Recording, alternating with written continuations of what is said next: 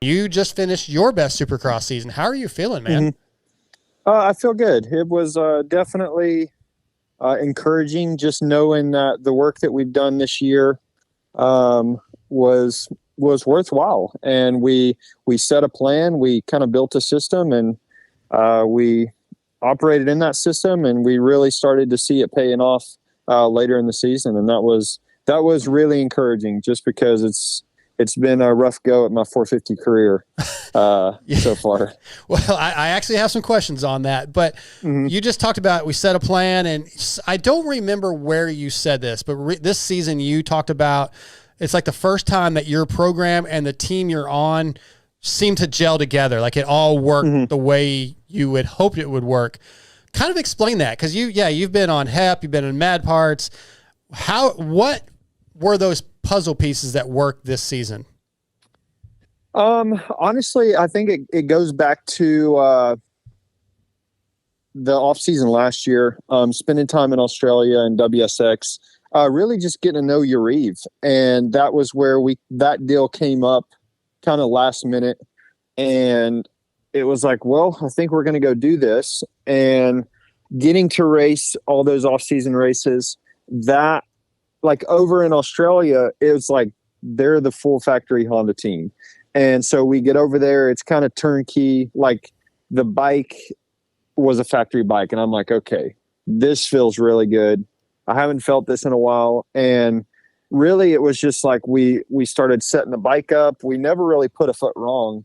And that really started to grow my confidence, build my comfort.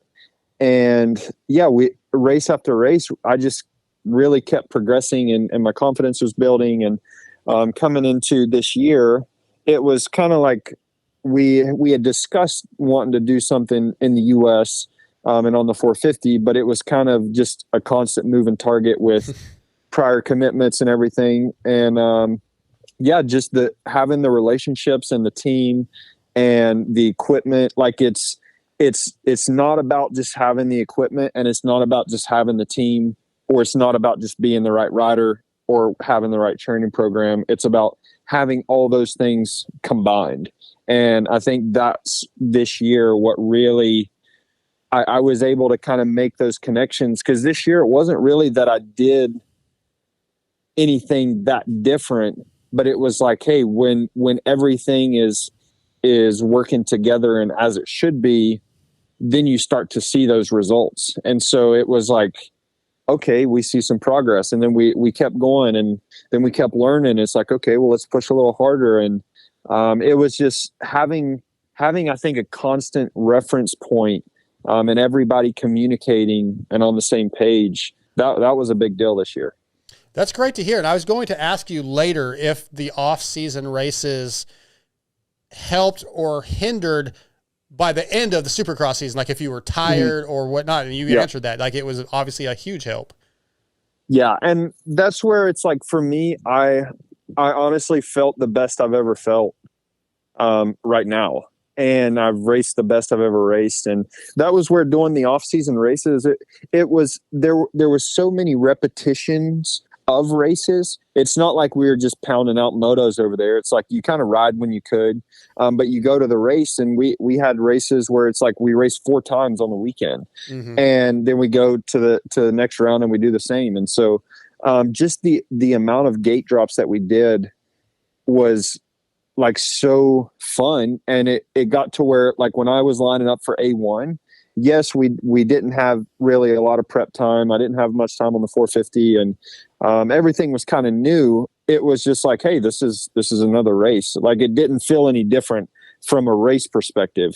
It's just different competition, different bike. And but yeah, the off-season races, that really helped me grow. And then, but also it helped me learn how to manage too, because it's like we're racing so much that it's like, hey, we're not sure what we're going to get to do this weekend, but we know what the race is going to be. So it's like, let's focus on that. And like this year, I've never trended upwards throughout Supercross season. Yeah. And it felt really good to do that. And so the last round in Salt Lake well, especially after I went down in the main, like I was pretty gassed, and I could never recover after that point. But at the same time, it's like I pushed the hardest I pushed all year during the week, and then all through qualifying on Saturday, like I really put everything into qualifying, and then everything into my heat race, and then I was putting everything I had into the main. And so it was like, well, I hit a wall. Yeah. But at the same time, it's like I didn't know where my limit was. So it's like we've continued to grow, that it was like we got to the last round. I'm like, dude, I'm throwing everything at this right now. Now, where you are today and how this season's gone, do you wish you had made different choices early in your 450 career, or were there even an opportunity where you could have maybe picked one team and kind of had this comfort? It's hard to say. I mean, every decision we've made to this point has been really of high importance and trying to make the best decision we could at that time. The only thing that I'm not sure of is my first year, like when I was leaving Star, Brad, the team manager at the time, he called me. I'd actually just landed at the airport in Charlotte to go test the JGR bike, the Suzuki. And we were discussing with JGR, but Brad was pretty upfront with me. He's like, hey, I'm not sure that I can guarantee you anything, but there is kind of an opportunity, but it's like, it's kind of take it or leave it. And it's Supercross and motocross, or just Supercross, but the money's the same, and there really wasn't hardly any money. And in hindsight, that opportunity probably would have been my best opportunity. Well, for sure would have been my best opportunity. But at the time, it was like we had no clue what we were doing. And we ended the year late because of COVID. So there was a lot of time pressure on it. And it was, I'm not for sure. He pretty much told me that it was kind of between me and Malcolm, and whoever took the deal first could have it. And we just weren't in a position to do anything with it at that moment. And we were just like, okay, I can't do anything right now. And obviously Malcolm took the spot. So it's hard to say that was a for sure thing. Sure. But if it was, that would have been a good opportunity. But at the same time, every decision that we've made up to this point has been one that we tried to make the best opportunity or the best decision we could. How did that feel to kind of have that momentum carrying forward throughout the whole season, and the fact that you were able to have the testing and you knew the bike was and how great was that advantage at the end of the season? It was honestly a breath of fresh air. Like after having the year I had, it was really, or I think it is really easy to get discouraged when you just keep working and you don't really seem to make any progress. And at times you go backwards and you're like, dude, I'm not really sure what's going on. And that's just really hard to overcome mentally. And when we took the opportunity to go to Australia and got over there, the first day on the bike was amazing. And once we started setting the bike up with suspension, it was literally like we didn't put a foot wrong.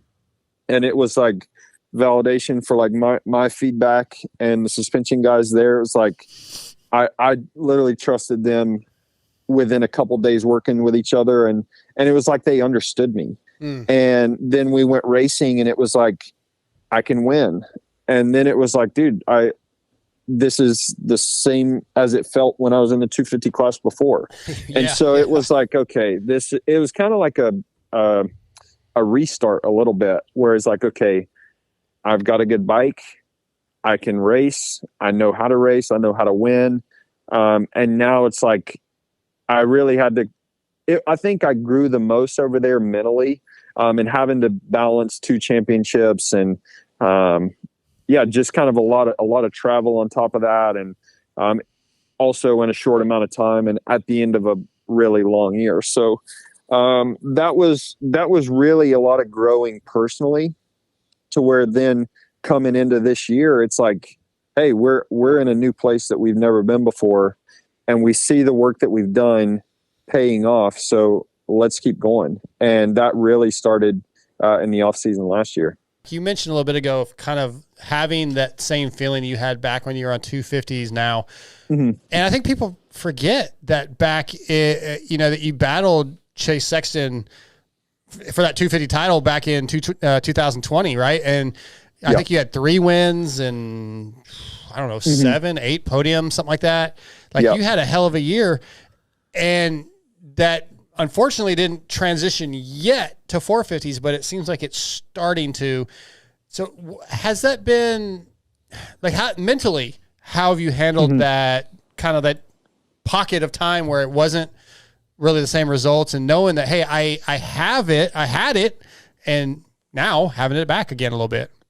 Yeah. I mean, honestly, it was a tough place to be. I mean, that's where it's like lining up every weekend and knowing that I've beat this guy. I still believe that I can beat this guy.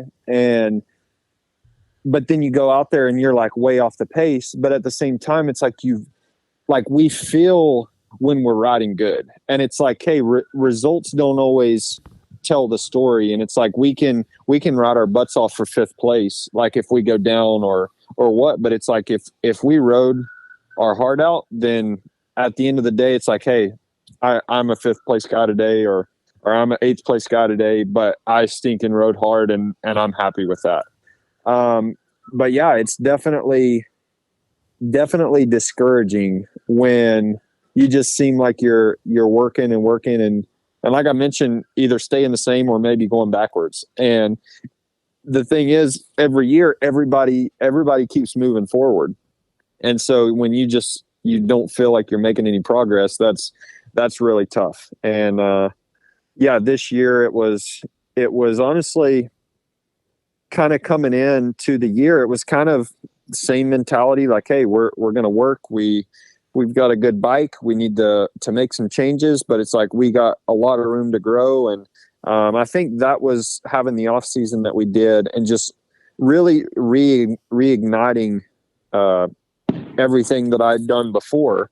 It was just like, hey, I can still do this. Let's figure out how to do this on the 450. Yeah. And we really just kind of got to work, and we never stopped working. Even last week, it was like, we're not doing outdoors, so we can literally put everything into this last race. And the team, they each week it was like, hey, these things were good. These things need a little bit more work. These things were good. We need to be better here. And so it was constant accountability. And now in hindsight, it's like, I've had to rewire my brain a little bit, because it's easy to get stuck in like, well, this is just where I am, and this is where I'll be the rest of the time I'm racing. But this year it's definitely been about breaking that mindset, because that's not where I should be. It's like, I'm better than this. I want to go back. You mentioned the fall in Salt Lake City, towards the end of the race. And when I saw it happen, they had just talked about like, Shane, this could be Shane's best finish. He could be 7th overall in the season. And okay, first of all, was the fall caused at all by Malcolm's pressure? Did you get tired, or was it looked like you just kind of lost the weight on the front end and then got off balance? Yeah. Well, so Malcolm was behind me. I didn't know exactly how close he was, but I'd been cutting low in that corner, and that time I could hear Malcolm, but I didn't want to give him an opportunity to like block past me. Yeah. And so I jumped into the corner and was going to go up to the top of the berm anyway. But when I jumped and landed in the corners, I landed in some braking bumps, and my hand came off. Oh, okay. And so then I kind of fell over the front of the bike, which is what you've seen. But I literally landed and my hand just came off the bars. And that was kind of all she wrote. I'm normally one to like, I guess, know my surroundings. And it's like coming in, it's like, hey, I've got really good momentum. I if I keep doing what I'm doing, I should be able to get 7th in points. And that was the big picture. But at the same time, like I'm coming in with so much momentum. I really want to continue pushing. Like I've grown a lot, but I don't know where my ceiling is. And we haven't made any bike changes in the last couple of weeks. So it's been like everything's growing together. And then now we're at a spot where it's like, hey, let's work and let's push. And in the race, it was like, hey, I'm in a good position to get 7th. But at the same time, it's like the lead group was right in front of me. And it was kind of like I just didn't really care about the points anymore. And I was like, you know what? We're just going to see how far we can go. And that was kind of really what happened. And that's something that I'm pretty excited about because I'm normally not one to push those limits like that. And so for me, it was like, it's a bummer that I went down, but at the same time, it's like, dude, that maybe have been the best or the hardest I've pushed just to see. And ultimately I went down and it's like, you know what, it's whatever. And I mean, I guess off-season stuff is hopefully the same as last year. I'm planning on doing WSX. I'll be back for SMX also. Yeah. I may do 1 or 2 outdoors for some gate drops, but right now I get some rest, which I haven't had in a long time.